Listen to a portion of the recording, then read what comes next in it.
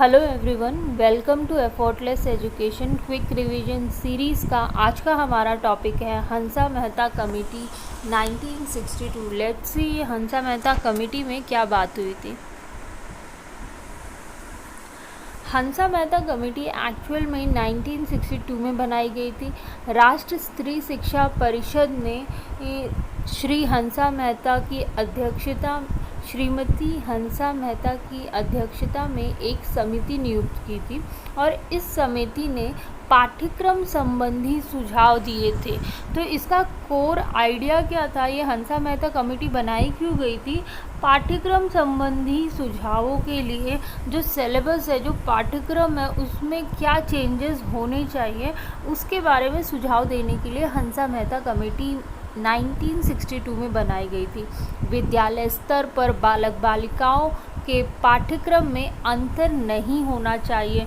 तो हंसा मेहता कमेटी जो थी या हंसा जी थी, उन्होंने अपनी जो रिपोर्ट थी उसमें कहा कि विद्यालयी स्तर पे, स्कूल लेवल पे बॉयज़ एंड गर्ल्स का जो पाठ्यक्रम है उसमें कोई डिफरेंस होना नहीं चाहिए, कोई भेदभाव नहीं होना चाहिए।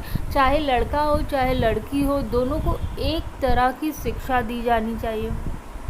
समिति ने कहा शिक्षा का संबंध व्यक्तिगत क्षमताओं, रुझानों और रुचियों से होना चाहिए, ना कि यौन भेद से।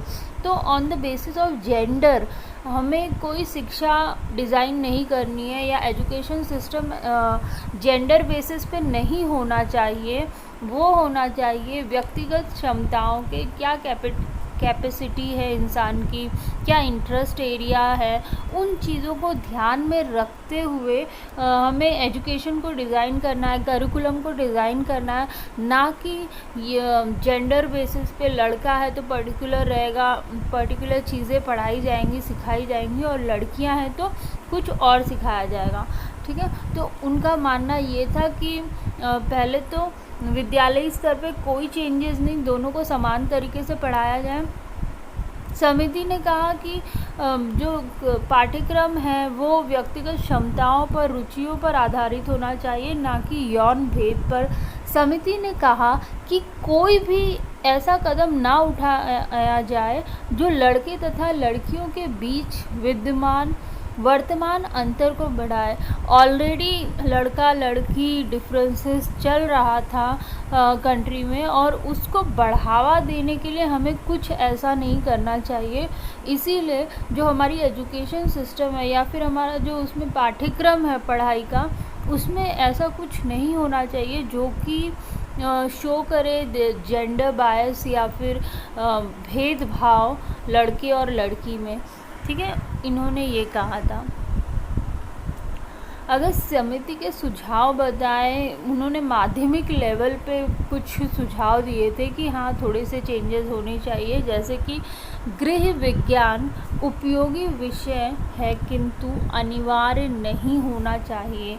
जो होम साइंस है, हाँ इम्पॉर्टेंट तो है, बट उसे कंपलसरी फॉर गर्ल्स नहीं करना चाहिए।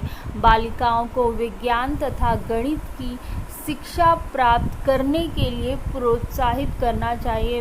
लड़कियों को भी एनकरेज करना चाहिए कि वो भी साइंस लें, मैथमेटिक्स सीखें, और ऐसी बातें समिति ने कही। संगीत, कला, चित्रकारी आदि विषय बालिकाओं की रुचियों के अनुकूल हैं, उनका इंटरेस्ट एरिया इसमें ज़्यादा होता है, अतः शिक्षण संस्थाओं में उनके लिए प्रशिक्षित शिक्षक व आवश्यक सुविधाएं उपलब्ध करानी चाहिए। जो भी नेसेसरी चीज़ें हैं, अच्छा सा अच्छा ट्रेंड टीचर संगीत, कला, चित्रकारी इनके लिए अपॉइंट करना चाहिए, सो दैट बालिकाएं उसे सीख सकें। शारीरिक शिक्षा के स्थान पर हस्तकला को बालिकाओं के लिए आधिकारिक वरीयता दी जानी चाहिए। अगर शारीरिक शिक्षा की बात करें तो शारीरिक शिक्षा की जगह पे हस्तकलाएँ सिखाई जाए बालिकाओं को माध्यमिक स्तर पर। तो ये कुछ सुझाव थे जो कि हंसा मेहता कमेटी के द्वारा दिए गए थे। अगर आपको कुछ भी याद ना रहे तो हंसा मेहता कमेटी में याद करने वाली बात क्या है, बाकी सब आप अपने मन से लिख सकते हैं। एक तो कमेटी आई थी 1962 में, ये एक याद रखने वाली बात है। दूसरी, इसने पाठ्यक्रम संबंधी सुझाव दिए थे, सिलेबस में क्या होना चाहिए उसके बारे में बात की थी। दूसरा इम्पॉर्टेंट बात है, इसने पाठ्यक्रम में अंतर नहीं होना चाहिए on the basis of gender, यौन भेद की वजह से पाठ्यक्रम में कोई चेंजेस ना हो, इसके बारे में बात की थी। तो ये कुछ खास बातें हैं जो आपको याद रखनी है हंसा मेहता कमेटी के उससे। एक अच्छा टॉपिक है, इम्पॉर्टेंट टॉपिक है। आज के लिए इतना ही।